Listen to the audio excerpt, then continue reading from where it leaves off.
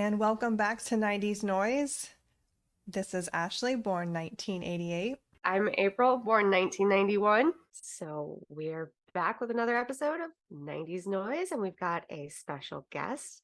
We've got Amy here. Amy, go ahead and tell us a little bit about yourself. Yeah, thanks so much for having me on. So my name is Amy Lewis, and I am the host of the Pop Culture Retrospective podcast, which I started in May of 2020 as a way to sort of do something positive with some grief I experienced by losing my sister unexpectedly and very tragically in 2019. So she and I grew up together, of course, in the 80s and 90s.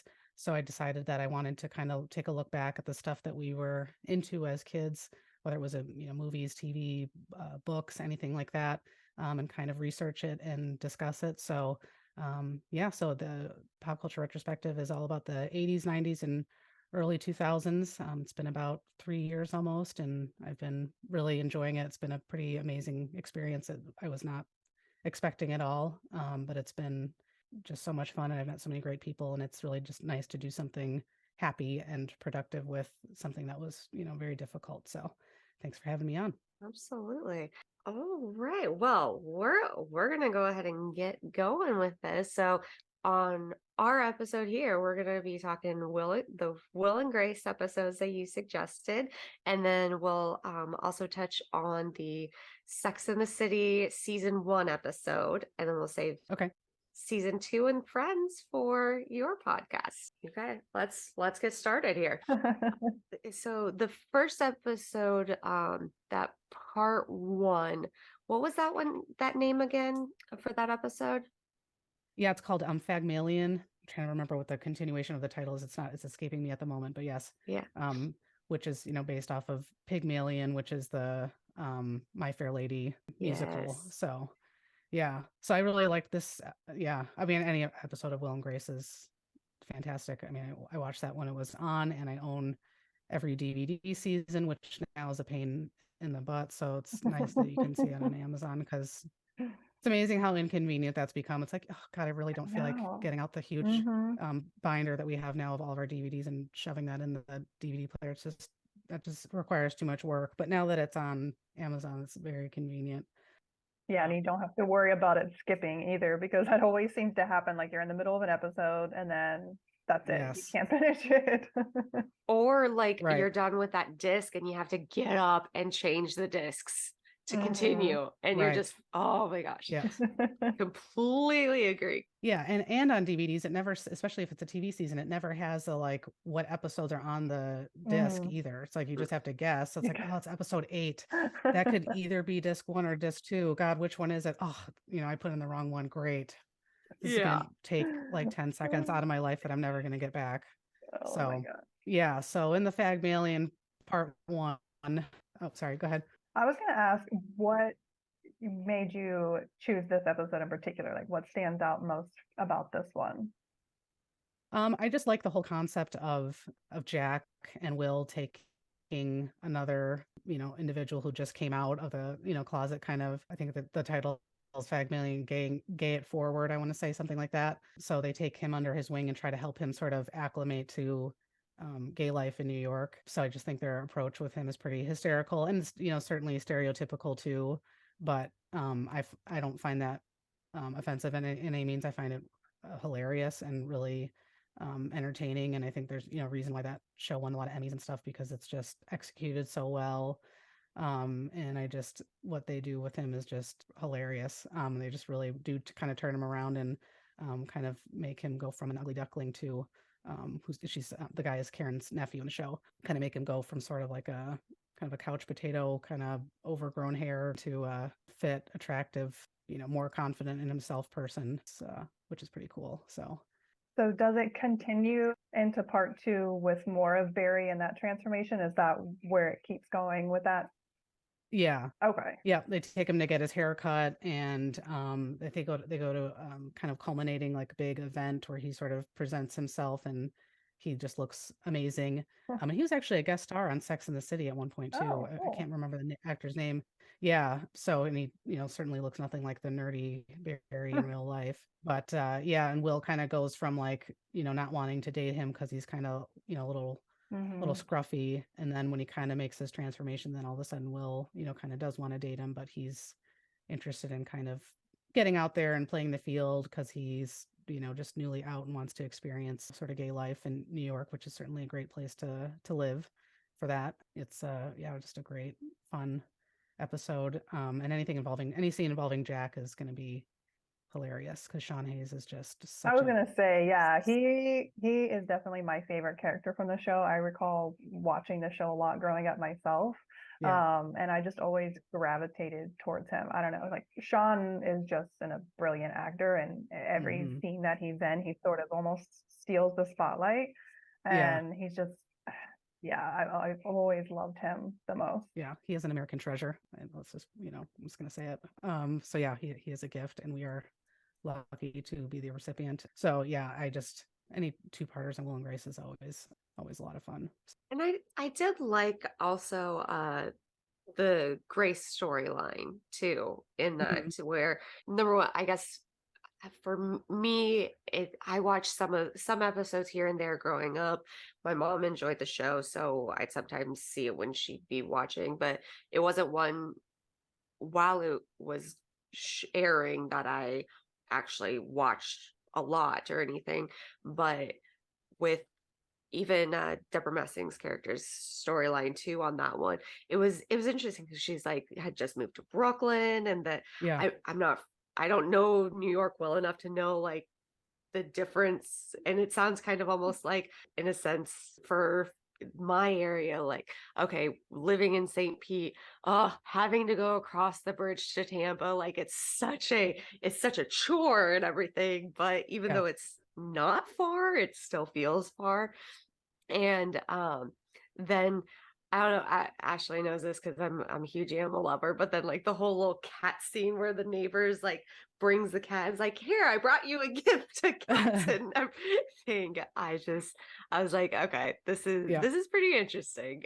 Yeah. But I really enjoyed that episode for sure. Like that was a very enjoyable episode, and I have to finish that continuation and make sure to honestly, I'm interested in like going back now and rewatching like all of Will and Grace. Yeah. Just with these two episodes, like sitting down and watching them, I'm like, why haven't I watched this before? Right. Right. Yeah, I think Will and Grace is it's one of those shows that it's sort of like growing up, I feel like there's always sort of those movies that you have that are like your comfort movies, and then there's those shows that are like your comfort shows. And I would say Will and Grace is definitely that for me. So I can certainly remember watching it when it was on and making sure to be available. I think it was on, must see TV like Thursday night thing. And then being a young adult and watching that all the time while I was cleaning or whatever. It's just something that most of the episodes are pretty decent, even like a not so even not some of the episodes that maybe aren't the best are still really funny and worth watching. And some shows don't really stand the test of time very well, and you go back and it just doesn't hold up. But I think Will and Grace certainly holds up, and the original airing of the show, I mean, that was almost like 15 to 20 years ago, I think, at this point when it went off the air, and it still is funny, and the jokes are still funny. And yeah, maybe some of the celebrities and stuff aren't as relevant anymore, but still, it's just a great all around uplifting, great on a rainy day, sick day, home from work or school or whatever. It's just a lot of fun and fun to watch. And that's kind of my style. It's like if I'm going to watch something, I want to laugh or I want to learn something. And that's, Right. the show that does that for me is it doesn't stress me out. Nothing horrible happens. It's just lighthearted and just classic quality sitcom. Yeah, you can't go wrong with shows like that. No. But I'm curious as to, do you know why you were drawn to the show when it started? Like, was there something in particular where you're like, made you tune into it, or was it just something you happened upon? Do you remember? I think there's probably a couple of things. I think one, I've always been a big fan of anything sort of comedic, funny related. My parents liked stand up and like sitcom funny shows when I was growing up. So I think I was drawn to that for that reason. And I think at the time it was pretty groundbreaking to have two gay male characters on television. And for me growing up gay, but not coming out until like after college, which is like so late in life now compared to kids these days. I think it was all just comforting to know that, there's people on TV and it's not a big deal and they're living normal lives and they're normal people and successful. And so being able to relate to that was pretty profound and pretty amazing, because there really was, no characters like that on TV, especially not on, non-cable TV, because I pretty much have not had cables since I was like 10. So to be able to watch, some diversity on TV, in prime time TV was pretty amazing, and having it be a good show at that too, not having it be some sad.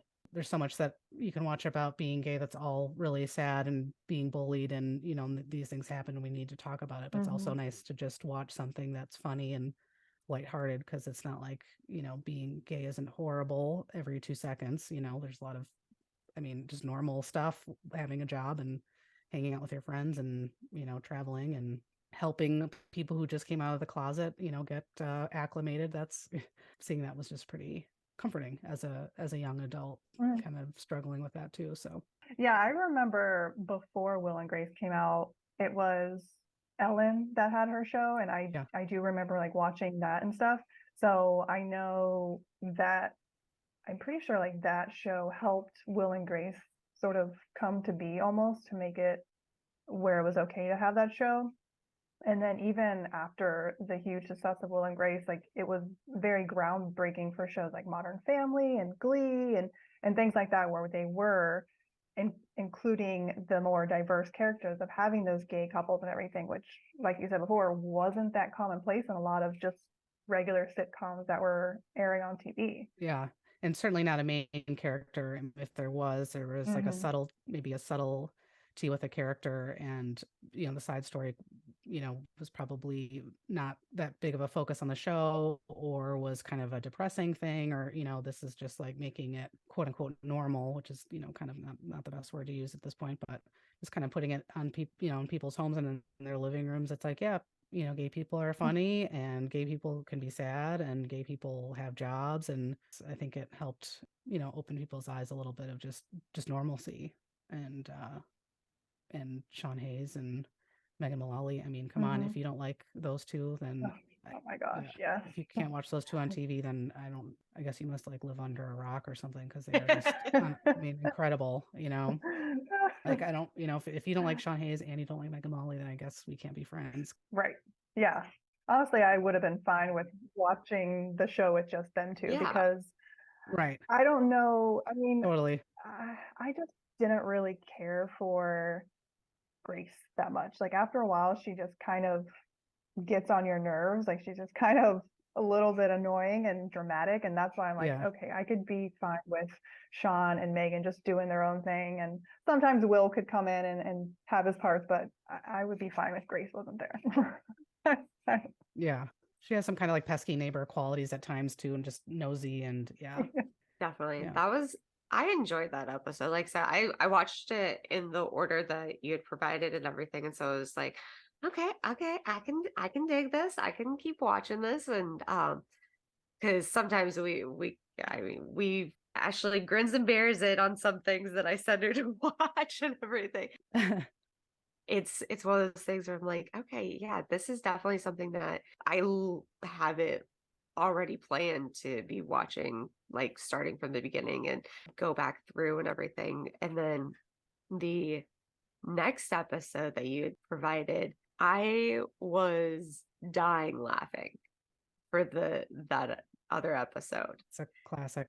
Oh my gosh. Like it is the classic like scenario of, okay, spouses, and the spouse sees an ex and then come and, oh well, let's all hang out and all this kind of stuff. And so you're wondering whether it's going to be the awkward, and you're hoping it's not, but then you're kind of also just, well, they've been with my spouse or boyfriend, girlfriend, husband, wife, whatever, whichever way it is and everything. But then to throw the curveball in there, yes, major curveball. I was like, oh my gosh. And then just Grace being so pissed. Yeah, I guess I'm assuming that there were previous episodes regarding like her Yeah. trying to get Will to get with her and everything. But Yeah, there's some really good episodes with that, which I can get into in a second. yeah, that I was just like, I loved how the husband's like, you're more upset that Will got with her than I had been with her. Yeah. And so that just cracked me up. I literally was while I was watching, I was just dying laughing the Yeah. majority of that episode. That episode was just messy. Like Yeah. it was very messy. It was all over the place, super dramatic. And was confused as to why the ex was even invited. Like what was she needing to be there for? Like why was that Yeah. even necessary? Like it just made no sense at all.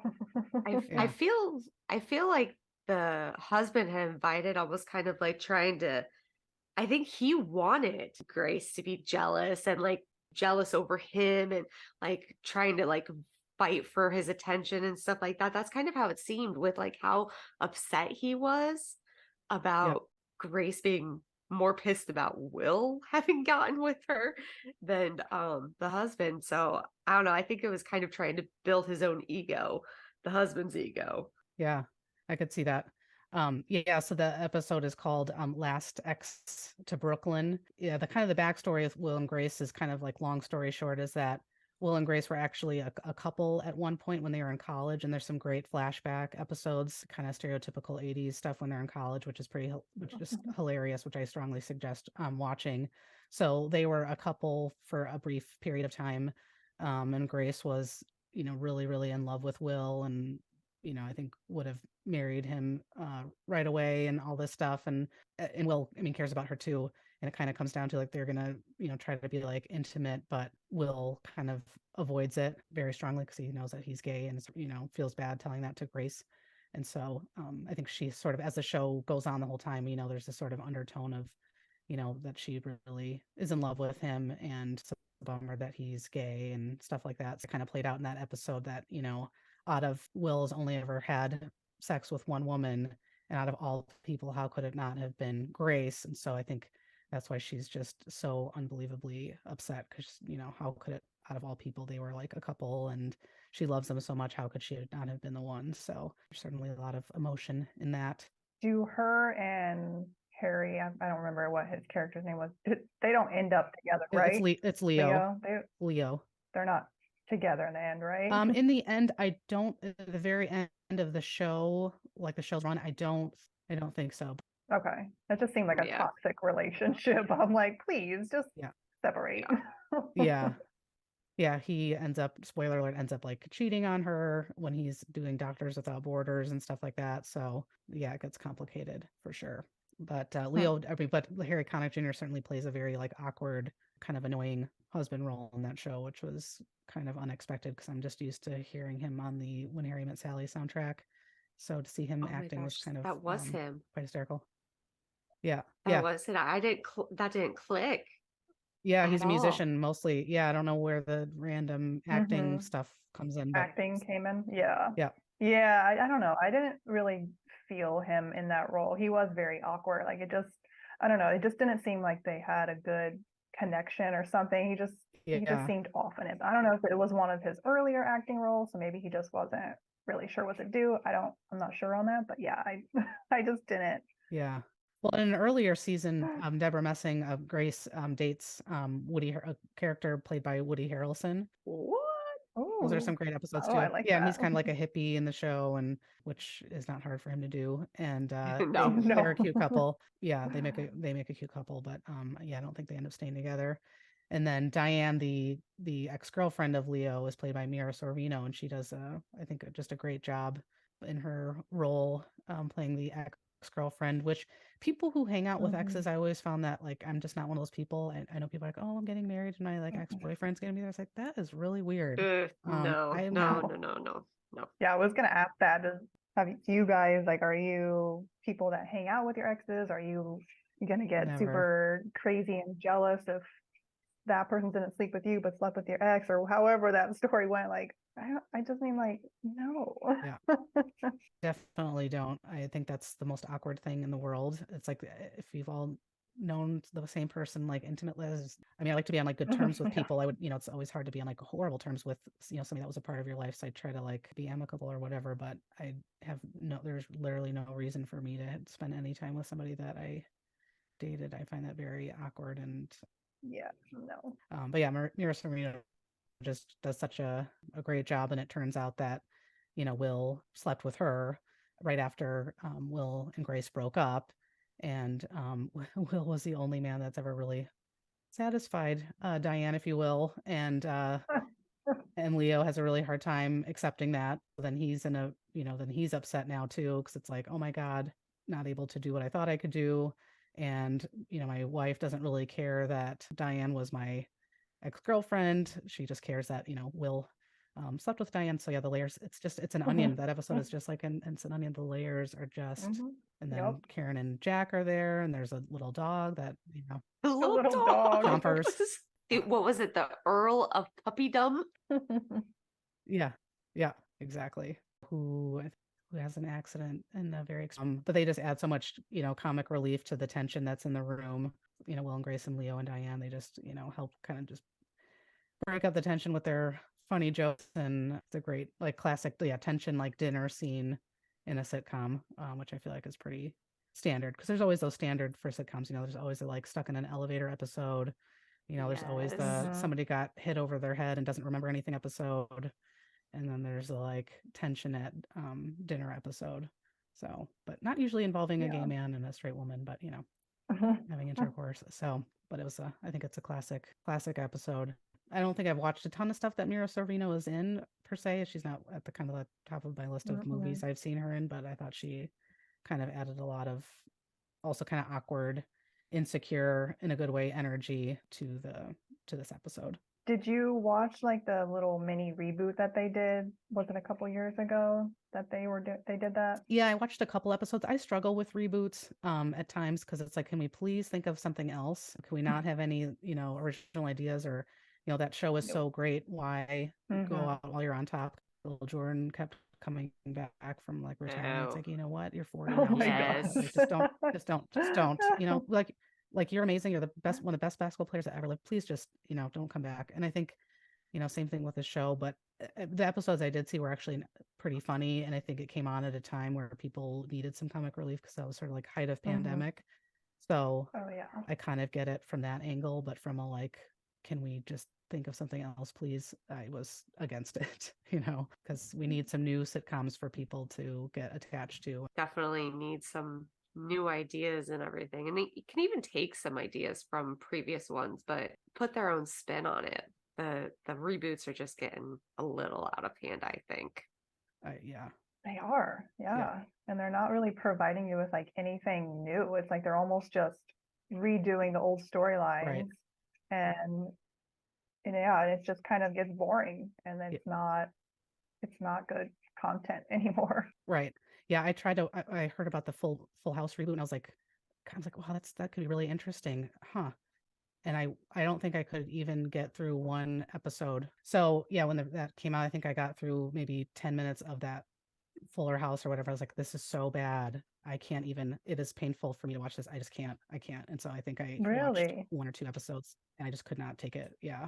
Oh, I felt like it got better as it went on. Okay. I did watch everything, and it was very cringe. Like starting into it, I'm like, oh, I don't know how this is gonna work. Yeah.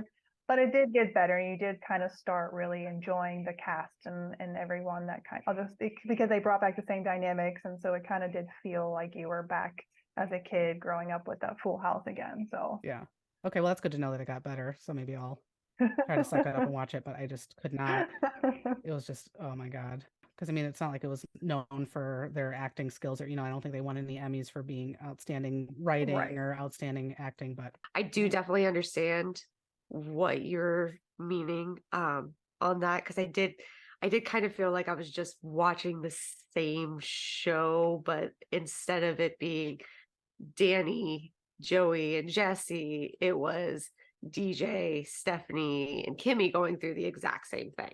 And so that's why I give Ashley props for finishing it. I only got through, I think, like the second season or something on that.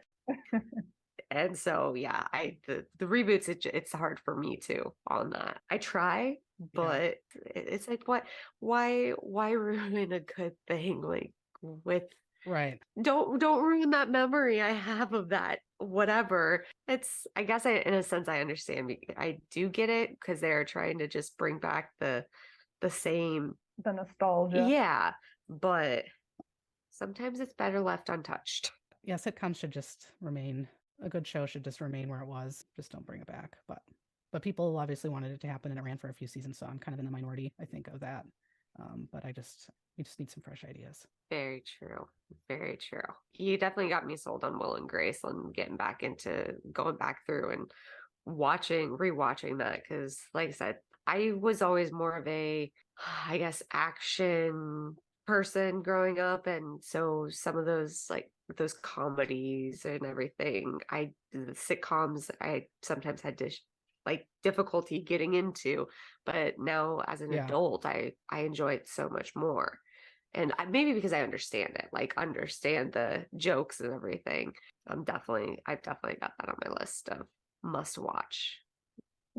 Yeah, no, I loved that show when I was watching it, and I haven't seen it since it was airing, but being able to go back and kind of rewatch some of these episodes, I'm like, yeah, I need to go back and rewatch them because it's a very lighthearted show. It's so much comedy, so much genius behind all the writing and the acting that it's a very enjoyable show. You can put on in the background, almost do some stuff. Yeah, I love Will and Grace. Yeah, spineless TV in the best way possible, but it is mindful too. I mean, it is sending a great message and great. Also had a lot of great cameos by other famous people. There's a fantastic episode with Madonna in it. Matt Damon was in a great episode. Demi Moore, we just watched the one with Michael Douglas in it where he is just coming out like late in life and kind of tries to hit on Will in a subtle way, and they end up going to a nightclub and dance. It's a great episode. So just an all around great show for sure. I need you to send me which episode that is because I want to watch that one. It's pretty. There's a lot of innuendos and it's just so good. Well, we're gonna now transition to our Sex and the City episode.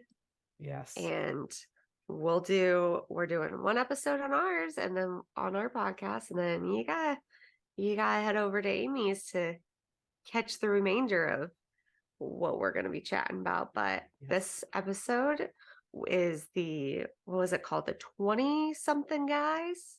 Yeah, the land of the 20-somethings, I think. Yeah, from season 1. This one, I admit, like, so I didn't have HBO growing up. I didn't ever see Sex in the City while I was growing up. I got a kick out of this one, especially since the 20-something guy that she's interested in was oh my gosh, Timothy. Yes. Oh my gosh, I love seeing him in this. That was hilarious. He's one of my favorite actors. Well, what was his name again? It's Timothy. Oh, how do I pronounce the last name? I don't know how you say his last. It's like so Oliphant familiar or something like that. He does. Okay. I don't know if you ever saw Justified. He's in that TV show, but he's done a ton of. Did you ever watch the Screams? Yeah, the Screams, the Scream movies. I think I saw the first maybe 2 or 3. So he was in number 2 at the college. Okay. Yeah. Okay. Yep. So I rewatched Scream 2 and about a week ago. So seeing this was like, oh my gosh, that's him. Oh man. Yeah. So he's like Carrie Bradshaw's love interest in the show. And I remember like, the bathroom has like nowhere to dry your hands. There's like no toilet paper. I don't know how anyone lives that way. No. Because I think all of the women in the show are I think supposed to be in their 30s, and I think Samantha jokes about being in her 30s, but I believe she's probably in her early 40s maybe. But it's just how it all kind of plays out is pretty funny, and the just going out late and nightclubs and just all that stuff those are all things that just sound horrific to me as well, which is not something I want to do. So no, I barely wanted to do that in my 20s, let alone Yeah. now in my 30s. Absolutely. Right. I Yeah. agree. That's this is as a new 40-year-old, that's all, yeah, all things like, between COVID and like, the fires and the getting trampled, it happened a lot of nightclubs. There's just really no reason to go. And I think these Sex and the City women helped us to, recognize that as well. I did find it interesting, of like I said, since I didn't ever really watch it, for how she kind of almost was trying to juggle in this episode at least Timothy's character and then what's his name? Vic? Yes. Mm-hmm. And so I mean obviously he kind of actually made a good point when in the nightclub he found her and he was like, well, I was able to be here for an hour. I had to wait outside for 30 minutes. Whereas like they just got there and walked in. Like that's such a typical nightclub situation. Like the guy's having to wait for freaking ever, where the Mhm. girls just walk right in because of the guy to girl ratio they always try to do and everything. But Yeah. it was interesting, but like I'm totally like big in that the get there waited half an hour, spent 20 minutes looking for him, and then it's like, okay, well, hey, I was here but I gotta Right. go now. I'm gonna go take a nap because this just pearl process is making me exhausted. So, what made you watch Sex and the City? I definitely would say that's because of my sister. We didn't have HBO either, but I think she bought the like VHS box set at one point Oh of all the gosh. episodes. So we would, which I'm sure cost like $200 at the time, which Yeah. then we both purchased on DVD later. So I own all seasons of it on DVD. But yeah, she recommended to me, and I absolutely loved it. I mean, I loved the writing of the show, the whole being in New York thing. Grew up watching Sarah Jessica Parker, grew up watching the woman who played Samantha, whose name is escaping me at the moment, but she was in Mannequin. And Him. Mm-hmm. yeah, Yeah. so I just really liked a lot of the people that were in the show in the first place, and it's just so well done. Yeah, I was kind of right at the prime for when the show came out. I think it came out in 1998. So the first season feels very, very 90s, just the way it's, I mean, edited, and Mm-hmm. they, do it's like breaking the third wall or whatever. People like talk to the camera, which they stopped doing, I think, after season one, but it definitely has a very 90s vibe to it, which is great since it came on at the Oh yeah. tail end of the 90s. Yeah, classic spiked hair Gosh. that Tim had. Yes. Yes. I love that. And then the tongue ring when Oh, it was Oh my gosh.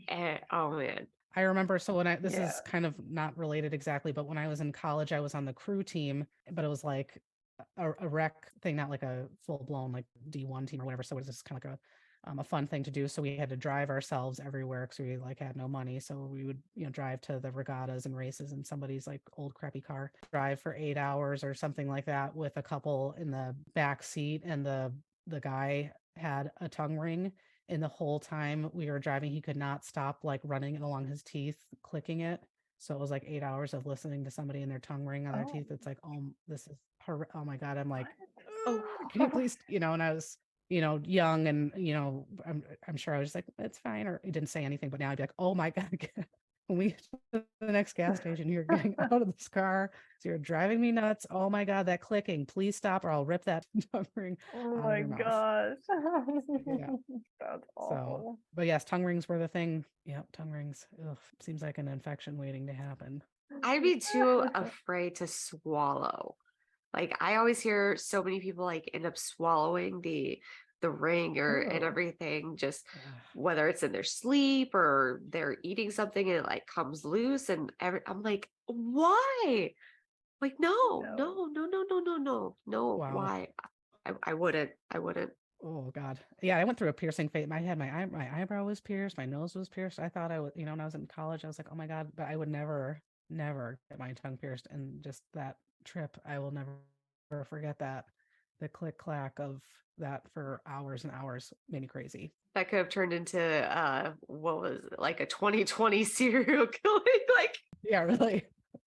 The motive was the tongue the ring. tongue ring. It was infuriating. I'm sorry. Yeah. But yeah, I think I like the ending of the episode because Carrie, things kind of aren't really going anywhere with Big, and she decides like, I'll just pursue this 20 something guy, like whatever, it's fun, it's easy, whatever. And so it seems kind of like, oh, this isn't so bad the night, that they kind of hooked up or whatever. And then the morning when she wakes up and the lights are on and the sun's out and she can see that, he, I think, sleeps basically like in a bunk bed, and she goes to use the bathroom and there's no toilet paper, and she runs into his roommate who has his shirt off and long hair, kind of messy hair everywhere, and his kitchen is disgusting, and then she has a reality check that maybe 20 somethings are not where I need to be. I couldn't even imagine like that situation. I Yeah. don't know about you guys, but I myself, when I go into like a public bathroom, before I even like sit down, I'm always checking to make sure that there's toilet paper or Yes. whatever, to be able to make sure, because I just, that's one of those like anxiety fears and everything, is being stuck without, and not like, oh, I used the last of it for the coffee. What? Why is that even a thing? Yes. Yes, just so gross. But based on my last boyfriend's apartment in college, I could very well see that happening, because there was no toilet paper, so it must have been used for something. Maybe it was a coffee filter. Oh man. Yeah. Ugh. Well, I always joke that my like life advice is just that about the toilet paper. Like, before, if I ever write a book on like words of wisdom or something, which one of them would be, before you ever commit to a bathroom stall, make sure that there's toilet paper. That's important, Oh yeah. Amount of times that's happened, unfortunately. It's like, no, why didn't I check? Right. When you don't check and there isn't any, there's nobody else in the bathroom to be able to assist or anything. Bend me over. Right. Well, then it's awkward if you're the person next to the person who didn't have toilet paper, then they reach their hand underneath and ask you for some, and you don't even know who that person is, but you feel bad for them. It's a whole thing. It's just awful. So maybe that should be like something that gets posted in public restrooms or something, like, word of advice: don't commit until you check for some toilet paper. And if your boyfriend doesn't have toilet paper in his apartment, then it's time to Probably not end gonna it. work out. He's got to go. Right. He's got to go. Yeah. So, and we'll touch on this a little bit more when we get into the second episode on your podcast too. But what were your guys' takes on the outfits in Sex and the City? Because I know that was, even though I didn't ever really watch it, I know that was one of the huge things, was the fashion in Sex and the City. Maybe because most of this episode had taken place more at night, it was kind of a little harder to see, but those coats did look comfy. That's for sure. Yes, a lot of overcoats. Yeah, I'm certainly not somebody who's I look pretty glamorous right now. So I think it's pretty obvious that I have like a really good taste in clothes. But no, I think at the time, people, that was, I think, part of the appeal of the show, was their, fashions, and always having Jimmy Choo shoes. I think that brought that company out into the forefront of, women's designer shoes. So I think that was certainly a draw for people to watch the show. But then I think it was also part of the criticism, because I think a lot of people felt like, realistically, if you look at Carrie's job, she, writes for a newspaper or whatever, just a contributor for like an article or whatever. So how much money could she really have made? Would she really have been able to afford Jimmy Choo shoes and all the clothing she had in her closet, which I have not much of a frame of reference for that. But I think it was kind of part of its appeal, but part of its criticism.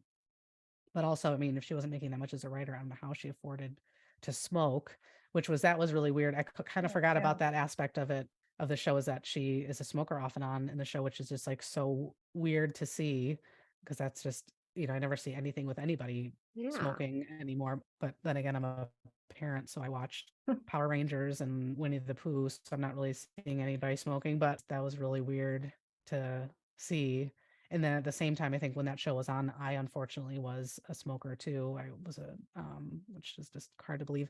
So I think that was part of why I liked it too. Cause it's like, oh yeah, cool, like woman who smokes. See, it's like not that big of a deal. Right. Meanwhile, it's back in the ranch, it's disgusting, and it was really hard for me to quit. And thank God I did. And now it's been an extremely long time. But yeah, it's just so weird to see somebody smoking, and she's in all these fancy clothes and is smoking and sitting in her, apartment. in a nice, area and stuff, smoking on her bed, and it's just a very odd Mm.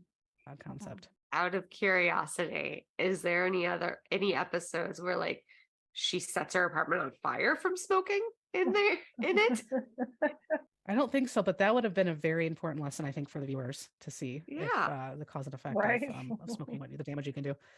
No, I know there was definitely a lot of episodes I think of with her quitting and have her friends trying to get her to quit and stuff like that. I think it's kind of something that she struggles with as the show carries on. But yeah, I mean, she's around all those newspapers and stuff because she's in the newspaper. I mean, that is just like, Right. a fire waiting to happen. Yeah. I can't believe that she, and all those drunken nights out in the club or whatever. And it's amazing that something didn't burn down. Now, did you feel like you had a favorite character from the show? Like, was there anyone that you resonated with more at all?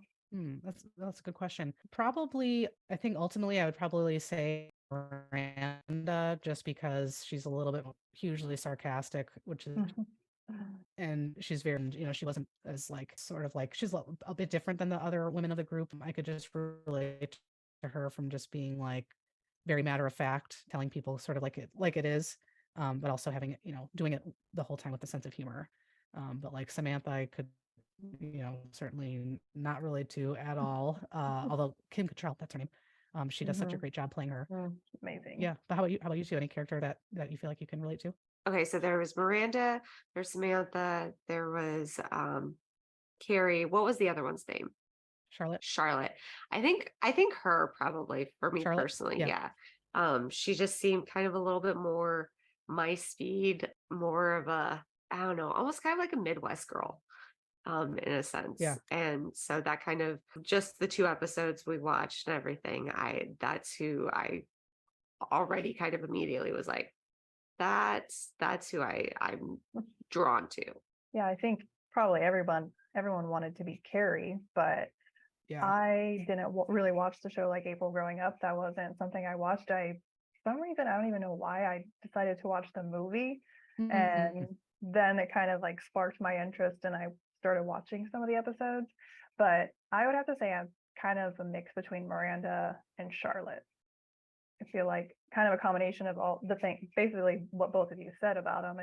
That's kind of how I feel like I would gravitate more towards, but definitely not Carrie or Samantha. Yeah. Yeah, and it's interesting. I think that the 4 women in the show, they have, I think, have stayed somewhat like in contact, but for some reason Kim Cattrall's kind of been kind of on the outs with them. And not that I really get into celebrity gossip or anything like that, but it's really kind of unfortunate because they're just such a great foursome. And I think they've done a movie recently. I think she like wasn't even in it or something. I'm not sure how they worked that out or wrote her off of the show. Oh yeah, the reboot that they have going on right now. Yeah. Yeah. Yeah. So it's really unfortunate. But yeah, I think that, people always kind of, I think that again, that was part of the show's appeal too, because I think people saw themselves in, each one of those women for whatever reason. And it is amazing how much having that group of friends, standing by your side through so much stuff. And that's kind of what happens with them. I think, at one point Miranda's mother passes away and Samantha ends up kind of coming to help her in this unexpected way. And they just have this like beautiful friendship. And I have a group of friends, kind of not really like them, but kind of like them, I guess, that are just so easy to be around them and, laughing and talking and, going to them when we need something. So I think people could relate to, the characters themselves. And then just having that kind of group of girlfriends is just so, can be so comforting. Well, I think what's nice about the show is that it was focused on women, like very hardworking, powerful type women that had their career, but they also had this really fun life that they lived and they had their friends around them. And it wasn't a male dominated show. Like, I feel like there's just so many of those. And that's what I think Sex and the City was able to kind of do something different and kind of get out of that box. And I personally think that's why so many women gravitated towards that.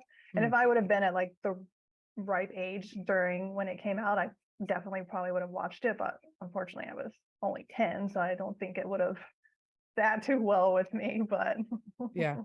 I'm glad I get to now appreciate it later on in life.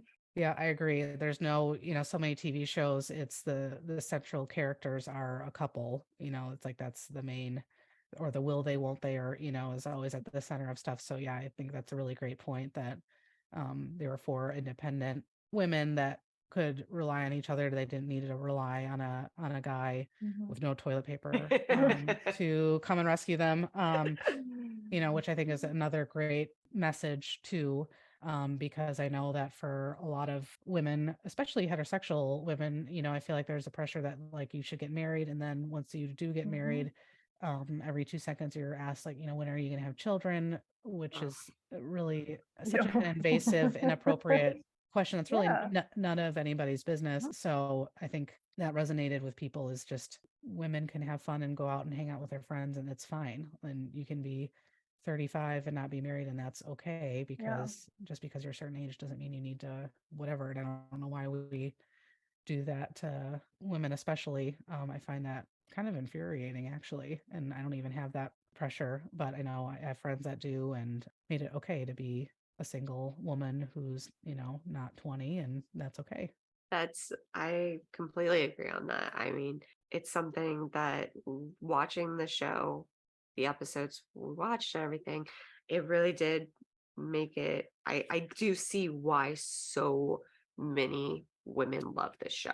And that resonates as now being an adult and being at the age that they were portraying. And so that's very, very understandable. Like now I get the whole craze with it, because obviously, I mean, Ashley was 10, I was 7 at the time when it came out.